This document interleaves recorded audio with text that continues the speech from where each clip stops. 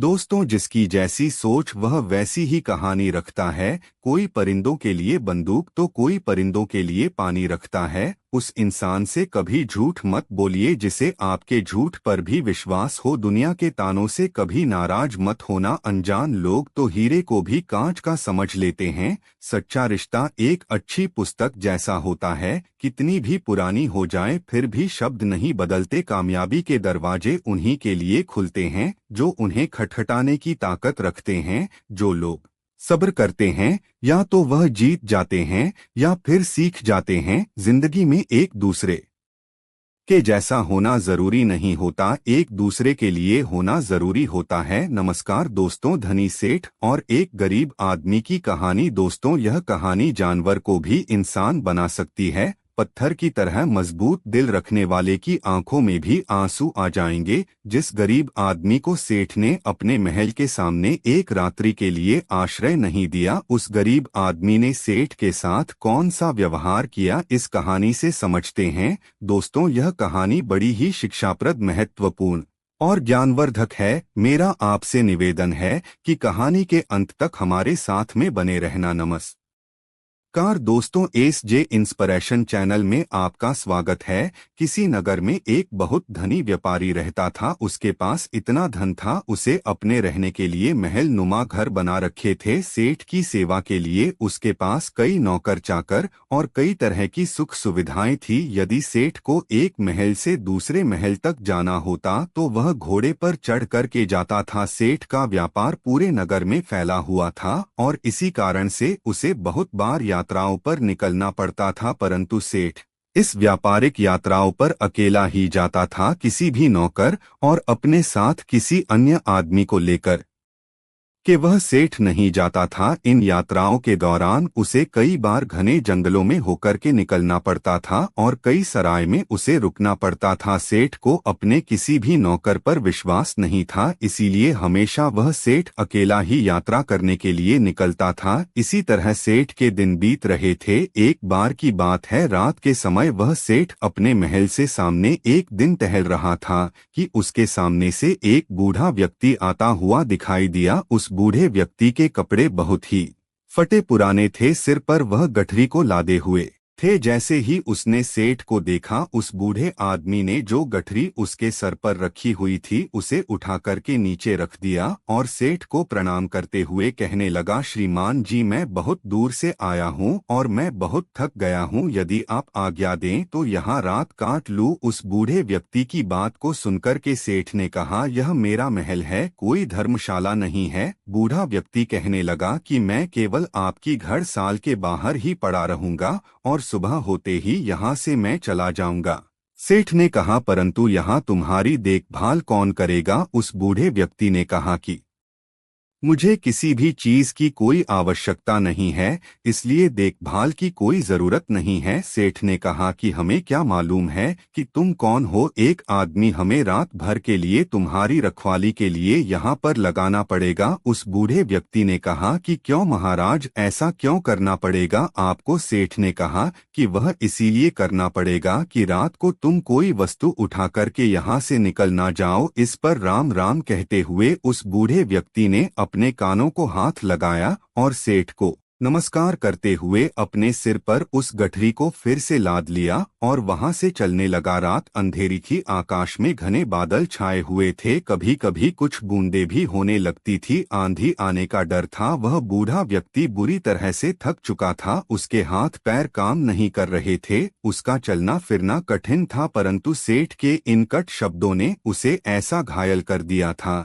कि उसे अब उस नगर के किसी भी शहरी के पास जाकर के विश्राम करने का विचार छोड़ दिया था। जोरों की बरसात होने लगी। जिस तरह रात का अंधकार बढ़ता जा रहा था, उसी तरह से बूढ़ा आदमी भी अपने सर पर गठरी को लादे हुए आगे चला जा रहा था। समय बीतता गया। कुछ दिनों के बाद वह सेठ अपने मित्रों और अन्य सेवकों के साथ एक दिन शिकार खेलने के लिए जंगल में निकल पड़ा। शिकार खेलते समय उसे अपना घोड़ा एक हिरण के पीछे उसने लगा दिया। बहुत ही प्रयत्न करने के बाद वह उसके हाथ ना लगा और इसी दौड़ में वह सेठ अपने साथियों से आगे निकल चुका था। जंगल घना था और घने जंगल में घुस जाने के कारण वह सेठ अपने नगर का मार्ग भूल चुका था। लगभग कई घंटों वह जंगल में भटकता रहा। इतने में ही रात हो गई, बारिश चालू हो गई, आंधी चलने लगी और बादल छा गया। कोई भी ऐसा व्यक्ति नहीं था जो सेठ की किसी भी प्रकार से कोई सहायता कर सकता था। बेचारा थक करके चूर चूर हो गया। जब उसे कोई रास्ता नजर नहीं आया तो वह एक वृक्ष के नीचे बैठ गया। आंधी इतनी जोरों से बढ़ने लगी कि जंगल के जो वृक्ष थे वह सब टूट टूट करके गिरने लगे। आंधी के कारण अंधेरा बढ़ने लगा, हाथ को हाथ नहीं दिखाई दे रहा था। प्रकृति के इस प्रकोप से घबरा करके सेठ का जो घोड़ा था वह अपने बचाव के लिए इधर उधर भागने लगा। घोड़े का मालिक इतना थक चुका था कि उसे होश नहीं था। थोड़ी देर के बाद आंधी जब कुछ कम पड़, थोड़ी थोड़ी बरसात होने से चारों ओर जो फैली हुई धूल थी वह बैठ चुकी थी। आकाश को साफ हो गया था। तब सेठ ने देखा कि उसका घोड़ा उससे वहां से जुदा हो चुका है। उस सेठ ने उस घोड़े को 2000 रुपए देकर के खरीदा था और उस घोड़े से बहुत ही प्यार करता था। उसे पालने में उसने किसी तरह की कोई कसर नहीं छोड़ी थी। अब तो सेठ को घर पहुंचने की कोई भी उम्मीद नहीं थी। कहते कि सवेरा होने के आसपास रात का अंधकार बहुत बढ़ जाता है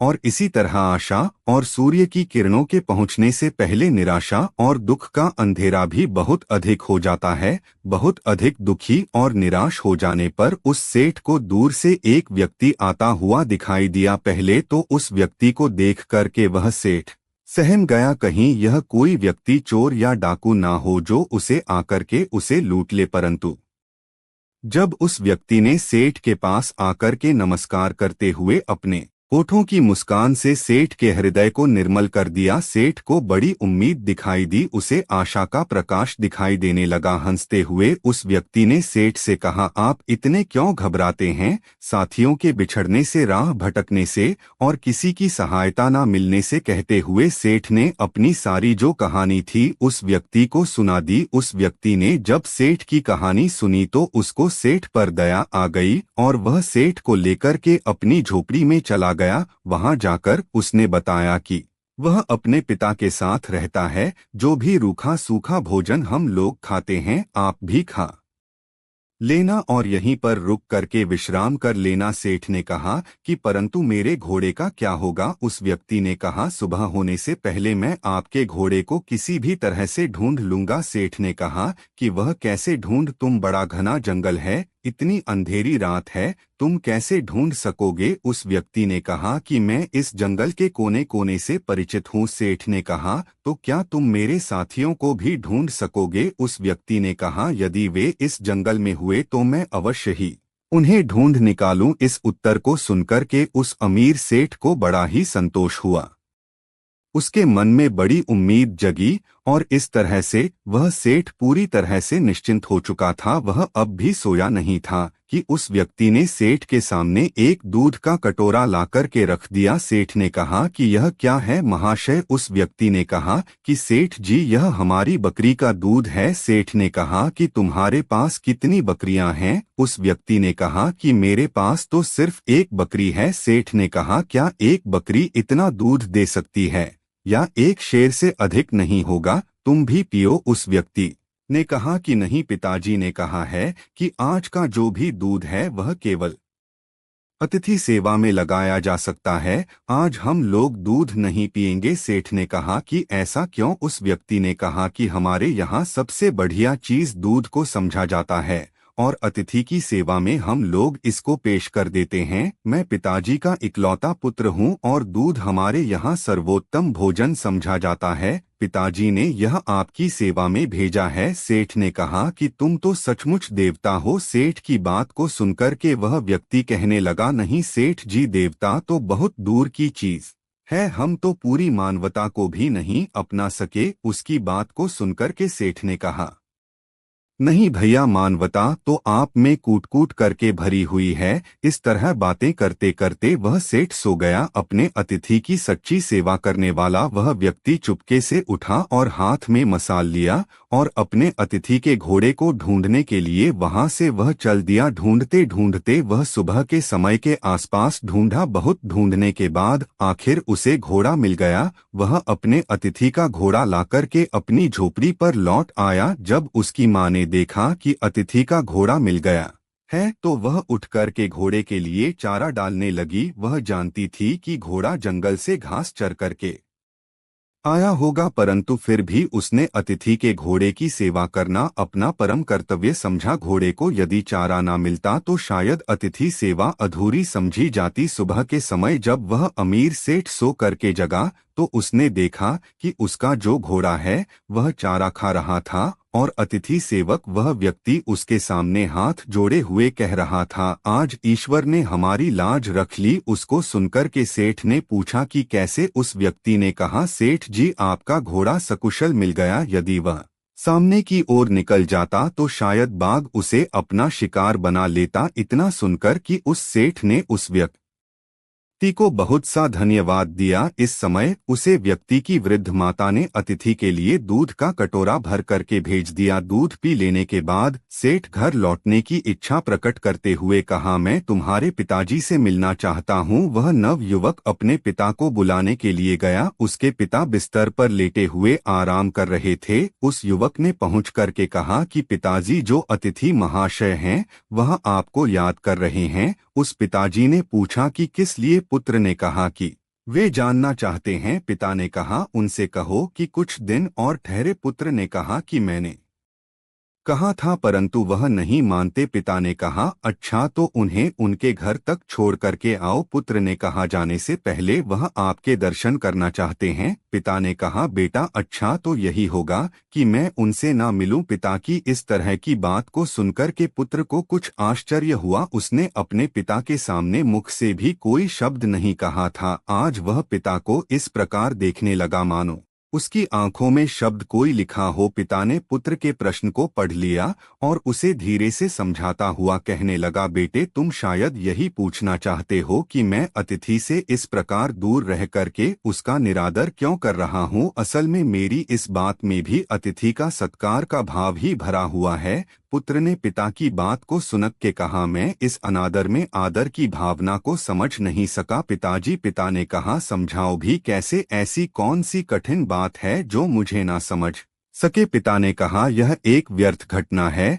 जिसके बारे में बताना नहीं चाहता। पुत्र ने कहा कि अच्छा तो अतिथि महोदय से आपके बारे में क्या कहूँ। पिता ने कहा कि यही कि पिताजी बूढ़े हैं और रोगी भी हैं। वह बिस्तर से उठकर की चलने फिरने में असमर्थ, इसलिए उनका बाहर आना कठिन है। पुत्र ने अपने पिता का जो संदेश था वह जाकर के उस सेठ को सुना दिया। इस बात को सुनकर के सेठ कहने लगा, इस पवित्र स्थान पर आकर के मैं ऐसे महात्मा को देखे बिना यहाँ से कैसे वापस चला जाऊं, जिसके घर में भूले भटके को मार्ग दिखाया जाता है, जहाँ अतिथि की सेवा की जाती है, जी जान लगा करके की जाती है, जहाँ अजनबी अतिथि के घोड़े को ढूंढने के लिए घर वाले अपनी जान की बाजी लगा देते हैं, और जहां जो घर की गृहिणी है वह अपना खानपान उठा करके अतिथि के घोड़े की पेट भरने के लिए तैयार करती है। तुम्हारे पिता को देखकर ही मेरा जीवन सफल हो सकता है। सेठ का संदेश पुत्र ने पिता तक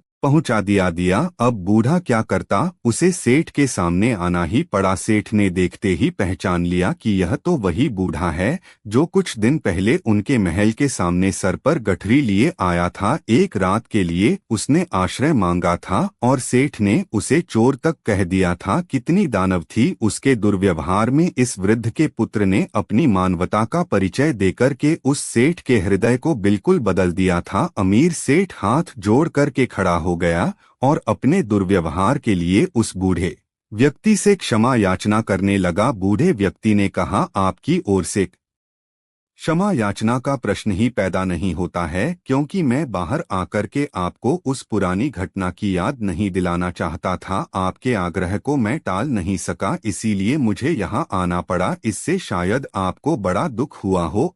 मुझे आपसे क्षमा मांगनी चाहिए। सेठ ने कहा, कितना ऊंचा है आपका व्यक्तित्व। इतना कह करके वह अमीर सेठ उस वृद्ध के चरणों में गिर पड़ा। उसके नेत्रों से पश्चाताप के आंसू झर रहे थे, उसके होठ फड़फड़ा रहे थे, मानो वह यही कह रहे हों, कि इस बूढ़े की झोपड़ी महलों से भी ऊंची है, क्योंकि जहां मानवता का निवास है। इसके बाद उस सेठ को सुरक्षित वह सेठ अपने घर में लौट आया। इस घटना के बाद उस सेठ का हृदय परिवर्तन हो गया। जहां कठोर हृदय वाला वह सेठ था, उसे किसी पर विश्वास और दया की भावना उसके मन में नहीं होती थी। वही सेठ बिल्कुल बदल चुका था। अब वह दीन और दुखियों की सेवा करता और उसके द्वार पर आने वाले जो भी अतिथि थे उनका पूरा स्वागत सत्कार करने लगा। सेठ का पूरा परिवर्तन हो चुका था। जो पत्थर दिल सेठ था वह पूरी तरह से पिघल चुका था। दोस्तों, यह कहानी आपको कैसी लगी है, एक प्यारा सा कमेंट करके जरूर बताना। और यदि वीडियो आपको पसंद आया है, अच्छा लगा है, तो इस वीडियो को लाइक शेयर करके चैनल को सब्सक्राइब जरूर कर देना। तो चलिए फिर मिलते हैं ऐसी एक और नई वीडियो में एक नए मैसेज के साथ। तब तक के लिए अपना ख्याल रखें। धन्यवाद और नमो बुद्धाय।